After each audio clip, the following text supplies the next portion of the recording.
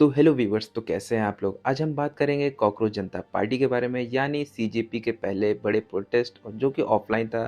6 जून 2026 को दिल्ली के जंतर मंतर पे हुआ था। उसके बाद ये प्रोटेस्ट क्या था, क्यों हुआ, इसका फ़ायदा क्या हुआ, इसका नुकसान क्या था और आगे सीजेपी को क्या करना चाहिए, बैलेंस्ड फैक्ट के साथ, बिना किसी पार्टी के पक्ष लिए। यानी आज का एजेंडा यही है। तो चलिए शुरू करते हैं। हमको जंतर मंतर में परमिशन मिली हुई है प्रोटेस्ट करने के लिए, तब भी हमको रोडों पे खड़ा कर रखा है। रोड पे कहाँ है? जंतर मंतर में ही तो है हम। जंतर मंतर अंदर नहीं है। अरे वो नहीं, वहाँ नहीं प्रोटेस्ट होता है, प्रोटेस्ट यही होता है क्या? यही होता है क्या? मेरे को नहीं पता था। तुमको क्या लग रहा है वहाँ पे कर रहे हैं क्या प्रोटेस्ट? वो नहीं है, ये प्रोटेस्ट है, यहीं पे प्रोटेस्ट होता है। ये सारे आए तो है, आपको सौरभ भैया भैया सब आए। ये काट देना।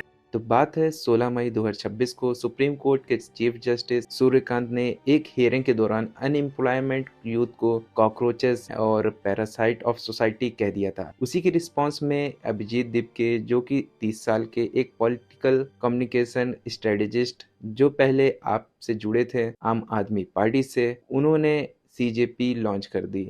ये एक मूवमेंट थी जो कि इंडिया के यूथ को एक प्लेटफॉर्म देने के लिए बनी थी। लॉन्च के 78 घंटे के बाद इंस्टाग्राम पे 30 लाख प्लस फॉलोअर गेन कर गई। 5 दिन के अंदर इन्होंने 1 करोड़ से ज्यादा, बीजेपी के ऑफिशियल हैंडल से भी ज्यादा, 22 मई तक ये account 2 crore plus follower cross कर लिया। ये सिर्फ एक मीम पेज अब नहीं रहा, ये एक जेनजी का पॉलिटिकल एक्सप्रेशन बन गया। तो 6 जून 2026 को दिल्ली के जंतर मंतर पर सीजेपी का पहला बड़ा प्रोटेस्ट ऑफलाइन हुआ। School student, college student, competitive exam aspirants और पेरेंट्स सबने पार्टिसिपेट किया। ये 2023 के वेस्लर प्रोटेस्ट के बाद जंतर मंतर का सबसे बड़ा प्रोटेस्ट था। सीजेपी का सिंगल पॉइंट एजेंडा था एजुकेशन मिनिस्टर धर्मेंद्र प्रधान का resignation, NEET exam paper leak और एजुकेशन सिस्टम की तबाही के लिए। लोग कॉकरोच मास्क पहन के और अपनी एग्जाम गाइड हाथ में लेकर आए थे। पुलिस भी अपने तौर तरीकों से स्टील बैरिकेड्स वगैरह वगैरह से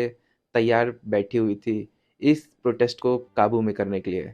एक्टिविस्ट सोनम वांगचुक जो कि प्रोटेस्ट में शामिल हुए थे और उन्होंने भी क्राउड को एड्रेस किया था। ये एक ऑर्गेनिक लीडरलेस यूथ मूवमेंट था और यही इसका ताकत थी और यही इसकी कमजोरी भी थी। तो दोस्तों, 22 डिग्री गर्मी में हजारों लोग सड़क पे आए। ये प्रूव है कि इंडिया के यूथ जेन्युइनली फ्रस्ट्रेटेड है एग्जाम करप्शन से, अनएम्प्लॉयमेंट से और सिस्टम से। इंटरनेशनल और नेशनल मीडिया ने इस प्रोटेस्ट को कवर किया था। इंडिया के यूथ की आवाज ग्लोबली सुनाई दी। न्यूज चैनल जैसे कि Al Jazeera, the Wire, the Federal, India के यूथ की आवाज ग्लोबली सुनाई दी। 2 करोड़ प्लस फॉलोअर वाली मूवमेंट पहली बार फिजिकली सड़क पर उतरी।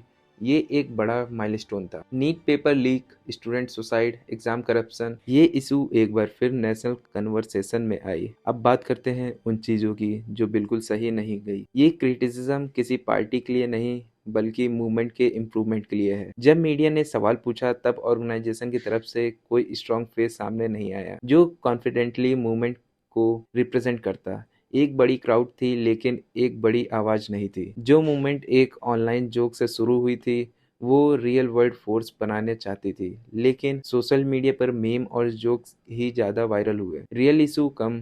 अपोजिशन की पीआर टीम ने इसका फायदा उठाया। रिजाइन करो से आगे जाना होगा। कोई रोड मैप, कोई लीगल स्ट्रेटजी, कोई अल्टरनेटिव प्लान पब्लिकली नहीं था। CGP election commission of India में रजिस्टर्ड नहीं है। कुछ लोग ये सवाल उठाते हैं कि क्या एक अनरजिस्टर्ड मूवमेंट इतनी बड़ी पॉलिटिकल डिमांड कर सकती है। ये वैलिड डिबेट है। इस इशू पर कई अपोजिशन पार्टीज भी पहले से आवाज उठाती रही हैं। दूसरी तरफ गवर्नमेंट का पोजीशन ये रहा है कि इंक्वायरी प्रोसेसेस चल रही हैं और इंस्टीट्यूशनल रिफॉर्म हो रही है की तरफ अभी तक प्रधान जी की तरफ से रिजिग्नेशन या डायरेक्ट रिस्पांस नहीं आया, जो सीजीपी सपोर्टर के लिए फ्रस्ट्रेटिंग है। किसी भी मिनिस्टर की अकाउंटेबिलिटी एक डेमोक्रेटिक डिमांड है, लेकिन ये भी सच है कि सिर्फ रेजिग्नेशन से सिस्टम नहीं बदलेगा। स्ट्रक्चरल रिफॉर्म चाहिए। अगर सीजीपी जेन्युइनली ट्रेंड चाहती है, कुछ चेंज चाहती है, तो उसको कुछ ऐसा काम करना होगा जैसे कि इलेक्शन कमीशन ऑफ इंडिया में रजिस्ट्रेशन कराना होगा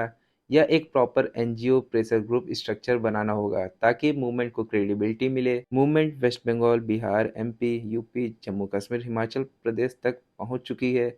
अब इन स्टेट में अकाउंटेबल लोकल लीडरशिप बनाना होगा। इन्हें रिजाइन करो से आगे जाना होगा। NTA reform, exam transparency law, student mental health policy, specific demand लानी होगी इन्हें। 2 करोड़ प्लस फॉलोअर एक सुपर पावर है, लेकिन अगर सिर्फ मीम चलाते रहें तो सीरियस मूवमेंट नहीं बनेगी।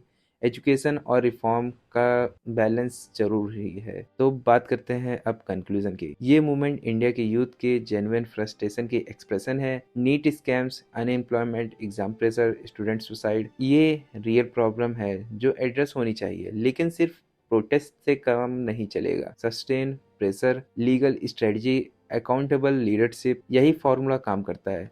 हिस्ट्री भी यही कहती है। आप बताइए कमेंट में, क्या आप सीजेपी की डिमांड से एग्री करते हैं, और क्या आपको लगता है कि सिर्फ रेजिग्नेशन से एजुकेशन सिस्टम सुधर जाएगा? तो अपने कमेंट जरूर बताएं। ये था आज का बैलेंस्ड एनालिसिस। ना किसी पार्टी का फेवर में था मैं, ना किसी के अगेंस्ट में, सिर्फ फैक्ट और सिर्फ लॉजिक। अगर आपको ये वीडियो इन्फॉर्मेटिव लगी तो लाइक करें, शेयर करें और सब्सक्राइब करें, और हाइप का बटन दबाना बिल्कुल ना भूलें। और अगर आप सपोर्ट करना चाहते हो, आप अब मेरे इंस्टाग्राम और ट्विटर पर भी फॉलो कर सकते हैं, जिसकी लिंक मैंने डिस्क्रिप्शन में दे दी है। तो मिलते हैं नेक्स्ट वीडियो में, तब तक के लिए जय हिंद, जय भारत, वंदे मातरम।